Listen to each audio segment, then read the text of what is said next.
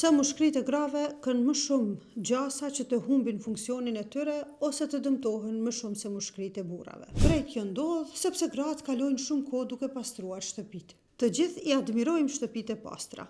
I lavdrojmë ata të cilat i mbajnë pastër shtëpi, po kur nuk kemi menduar se sa e rrezikojnë shëndetin njerëzit duke pastruar, veçmas nëse përdorin preparate të shumta të cilat lirojnë kimikate. Studimet shkencore tregojnë që gratë të cilat pastrojnë shpesh kanë më shumë tendencë që të sëmurën nga mushkrit sesa gratë që pastrojnë zakonshëm. Kjo ndodh sepse preparatet me cilat pastrojmë lirojnë kimikate drejt për drejt futen në mushkrit tona edhe i dëmtojnë ato. Një studim 20 vjeçar publikoi rezultate të cilat erdhën në përfundim se gratë të cilat pastronin në vazhdimsi kishin rënje të funksionit të mushkrive gati në formë të njëjtë me gratë të cilat konsumonin gjithmonë duhan.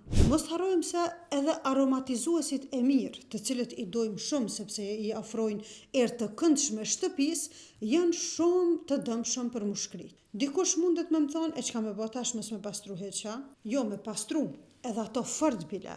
Po për mos me përdor për shembull aromatizues, ta ajrosim sa më shpesh shtëpinë. Ndërsa kur duhet me pastru pluhurin nga shtëpia, ta përdorim ujin e ngrohtë edhe lecka të ndryshme. Në raste caktuara mund të përdorim edhe sodë bikarbonat me uthull. Prandaj, nëse doni me i rujt mushkritë tua e mos me tu plak shpesh, e kjo kimikateve. E nëse veç duhet me i përdor patjetër, atëherë të paktën vendose maskën edhe ruaje shëndetin.